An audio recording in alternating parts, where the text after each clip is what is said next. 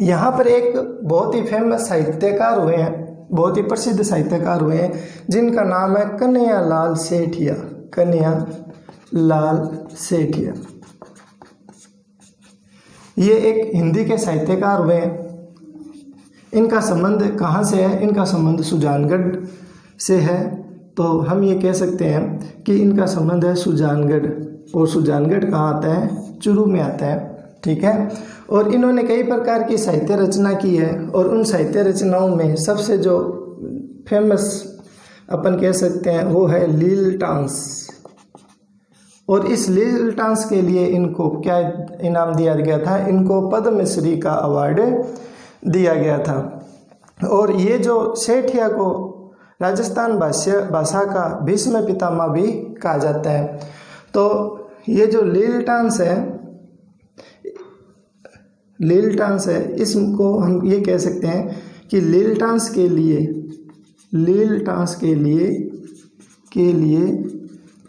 कन्हैयालाल सेठिया को साहित्य अकादमी पुरस्कार दिया गया। साहित्य अकादमी पुरस्कार दिया गया। और एक इनकी है पातल और पित्थल। ये जो पातल और पित्थल है, इसमें पातल तो महाराणा प्रताप को कहा गया है, और जो पित्थल है ये जो है ये पृथ्वीराज राठौड़ को कहा गया है। पृथ्वीराज राठौड़ जो कि बीकानेर के रियासत के महाराजा बने हैं। उसके बाद में हम ये कह सकते हैं 3 नंबर फैक्ट है कि कन्हैयालाल सेठिया को राजस्थानी भाषा का भीष्म पितामह कहा जाता है। राजस्थानी भाषा का भीष्म पितामह कहा जाता है। क्या कहा जाता है? भीष्म पितामह कहा जाता है। 2004 में कन्हैयालाल सेठिया को पद्मश्री पुरस्कार मिला है। क्या पुरस्कार मिला है? पद्मश्री पुरस्कार मिला है। अब बात आती है कि इन्होंने केवल इतने 2 ही साहित्य नहीं लिखे हैं, इन्होंने फिर और भी कई साहित्य लिखे हैं, जैसे धरती दोहरारी,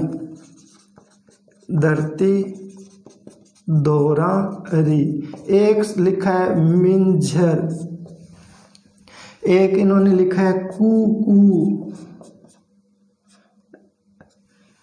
इन्होंने कई प्रकार के साहित्य लिखे हैं, जैसे लील टांस है, पातल और पित्थल है, धरती दोहरा की है, मिंजर है, कू है। उसके अलावा 1-2 नाम और है, जैसे शब्द है, मायड़ रो हेलो है, जैसे नाम है शब्द, मायड़ रो हेलो इत्यादि। जो मेन फेमस है वो धरती दोहरारी, पातल और पित्थल और लील टांस, ये जो है ये मुख्य फैक्ट है। और ये जो कन्हैयालाल सेठिया है ये जो है बहुत ही प्रसिद्ध साहित्यकार हुए हैं चूरू के।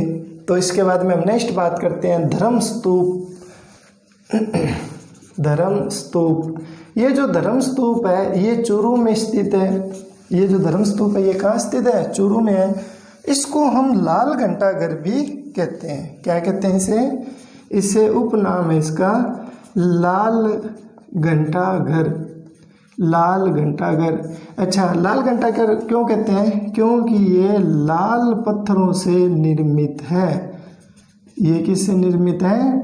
लाल पत्थर से निर्मित है। नेक्स्ट फैक्ट है कि इसमें अंदर कुछ मूर्तियां लगी हुई है। उन मूर्तियों में हम ये कह सकते हैं कि इसमें बुद्ध की प्रतिमा है, महावीर की प्रतिमा है, गुरु नानक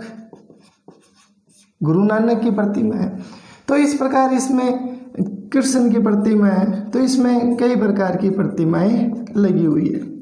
इसका एक जो मुख्य फैक्ट आता है वो है चंदनमल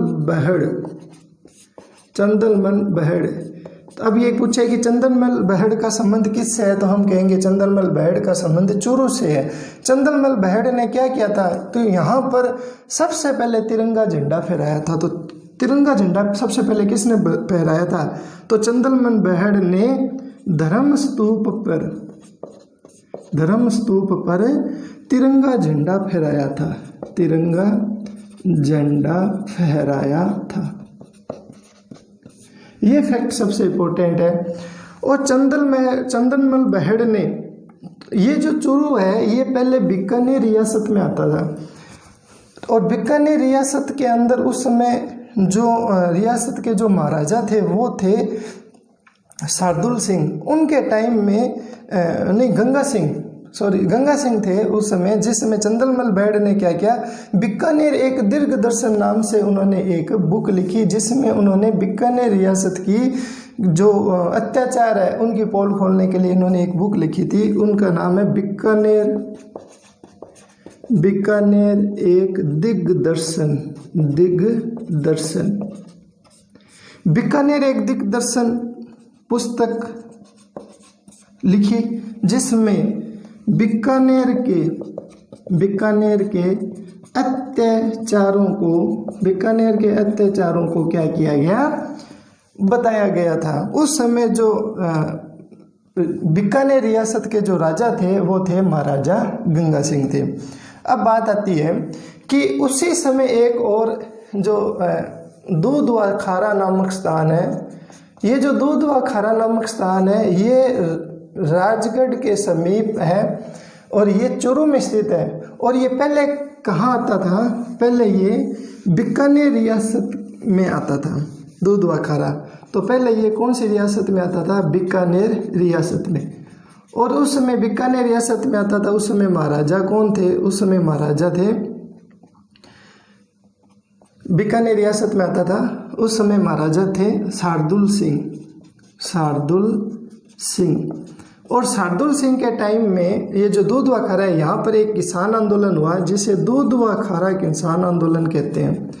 दूधवा खारा किसान आंदोलन क्या हुआ था, दूधवा खारा किसान आंदोलन हुआ था। इसका नेतृत्वकर्ता कौन था, इसका नेतृत्वकर्ता था हनुमान सिंह चौधरी भी कह सकते हैं हम। तो इसका नेतृत्वकर्ता किसने किया था, हनुमान सिंह चौधरी ने किया था। और अब ये जो दूधवा खारा है ये चूरू जिले में है। नेक्स्ट फैक्ट बात करते हैं हम, यहाँ पर एक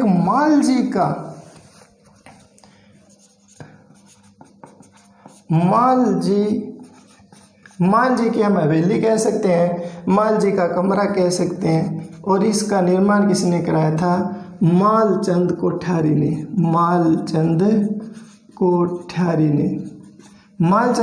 ने क्या किया था, ये जो मालजी का कमरा है इसका क्या किया था, निर्माण किया था। और ये जो है ये जो हमारी चूरू की जो शुष्क भूमि है उस पर एक वास्तु विद्या का एक अनूठा उदाहरण है। तो ये जो मालजी का कमरा है ये हमारी शुष्क व रेतीली भूमि पर वास्तुकला का एक अनूठा उदाहरण है। इसके बाद में बात करते हैं बरखान क्या होता है कि हमने राजस्थान की जो ज्योग्राफी पढ़ी है उसमें बरखान हम बोलते हैं कि गतिशील बालू का स्तूप को बरखान कहा जाता है। बालू का स्तूप को क्या कहा जाता है, बरखान कहा जाता है। और ये जो बरखान है ये हमारे यहाँ पर चूरू में एक स्थान है भालेरी, वहाँ पर ये दिखाई देते हैं। और ये बरखान जो है गतिशील बालू का स्तूप होते हैं, ठीक है ना, ये चेंज होते रहते हैं हवा के साथ साथ। तो ये जो जहाँ पर ज़्यादा दिखाई देते हैं वो स्थान कौन सा है, भालेरी है। और भालेरी कहाँ पर स्थित है, चूरू में स्थित है, ठीक है। इसके बाद में नेक्स्ट बात करते हैं कि सावा का गुरुद्वारा, ये जो सावा का गुरुद्वारा है ये सावा नामक स्थान है चूरू में, वहाँ पर स्थित है। और ये जो है ये सिखों का राज्य में सबसे बड़ा मेला लगता है, सबसे बड़ा राज्य मेला लगता है। यहाँ पर क्या लगता है? सबसे बड़ा मेला लगता है। उसके बाद में बात आती है सालासर बालाजी का मेला। सालासर बालाजी का मेला जो लगता है वो वर्ष में 2 बार लगता है, वर्ष में 2 बार ये मेला लगता है। और ये कब लगता है? एक तो चैत्र पूर्णिमा, इस चैत्र पूर्णिमा को हनुमान जयंती भी कहते हैं, हनुमान जयंती। और एक ये मेला लगता है आश्विन पूर्णिमा के दिन। तो सालासर बालाजी का जो मेला है वो वर्ष में 2 बार लगता है, एक तो चैत्र पूर्णिमा के दिन, हनुमान जयंती के दिन, और एक आश्विन पूर्णिमा के दिन। मैंने आपको शानन माता का मंदिर बताया था, शानन डूंगरी के ऊपर चूरू में, वहाँ पर भी एक मेला पड़ता है जो कि नवरात्रों में ये मेला लगता है।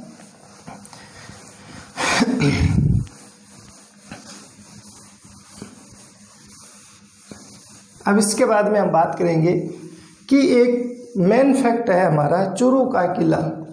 चूरू का किला, चूरू का जो किला है ये एक चांदी के गोले दागने के लिए बहुत ही फेमस रहा है। तो इसका जो निर्माण किया था वो निर्माण किया था ठाकुर कुशाल सिंह ने, ठाकुर कुशाल सिंह ने इसका निर्माण किया था। यहाँ पर कभी बीकानेर के महाराजा सूरत सिंह ने आक्रमण किया। उस समय ये जो चूरू का किला है वहाँ, उस समय चूरू के जो किले में जो शासक थे वो थे शिव सिंह। तो महाराजा सूरत सिंह ने आक्रमण किया, किस पर किया था? शिव सिंह के ऊपर आक्रमण किया था। तो कहा जाता है कि जब शिव सिंह पे आक्रमण किया तो जो बारूद के जो गोले होते हैं वो ख़त्म हो गए थे, तो उनका जो मेटल है वो ख़त्म हो गया था, धातु। तो धातु का यूज करने के लिए इन्होंने फिर क्या किया? चांदी के जो धातु का गोला बनाकर क्या किया? उनके ऊपर दागे। तो ये चांदी के गोले दागने के लिए, चांदी के गोले दागने के लिए ये क्या रहा है? प्रसिद्ध रहा है। मतलब यहाँ पे क्या कहते हैं? चांदी के गोले बना के दागे गए थे बारूद भर के। ठीक है जी। उसके बाद में नेक्स्ट बात हम करते हैं कि ये जो दुर्ग है, इस दुर्ग में एक गोपीनाथ जी का मंदिर भी विद्यमान है। गोपीनाथ का मंदिर कहाँ स्थित है? गोपीनाथ का मंदिर है चूरू में स्थित है, गोपीनाथ का मंदिर। इसके बाद में हम नेक्स्ट बात करते हैं कि यहाँ पर भभूता सिद्ध का मेला, ये मेला चंगाई तारानगर में ये मेला बढ़ता है। ये क्या है? भभूता सिद्ध का मेला है जो चंगाई तारानगर में बढ़ता है। और ये जो मेला है ये भाद्रपद शुक्ल सप्तमी को बढ़ता है, भाद्रपद शुक्ल सप्तमी के दिन ये मेला बढ़ता है। ठीक है जी। नेक्स्ट बात हम करते हैं कि यहाँ पर एक सरदार शहर में एक संग्रहालय है, नाहटा संग्रहालय। ये कहाँ पर स्थित है? सरदार शहर में। और ये जो सरदार शहर में ये भित्ति चित्रों के लिए फेमस है, भित्ति चित्रों के लिए प्रसिद्ध। हमें पता है कि भित्ति चित्र है वो उनका जो सर्वाधिक प्रयोग है वो शेखावाटी में हुआ है। और ये जो भित्ति चित्र है ये होते क्या हैं? तो भित्ति चित्र जो होते हैं ये 2 प्रकार से भित्ति जो दीवार होती है उसके ऊपर बनाए जाते हैं। इनमें एक तो होती है आयारस पद्धति, जिसे आला गिल्ला भी पद्धति बोलते हैं, आला गिल्ला। इस पद्धति में क्या होता है कि जो दीवार होती है उसके ऊपर जो सीमेंट है या मिट्टी है वो जब गिल्ली होती है तो गिल्ली कंडीशन में ही उस पर भित्ति चित्रण किया जाता है। और एक जो पद्धति है वो होती है कि जिसमें हम ये जो सीमेंट होती है ये जब सूख जाती है, सूखने के बाद में उसके ऊपर जो चित्रण किया जाता है वो भित्ति चित्रण होता है।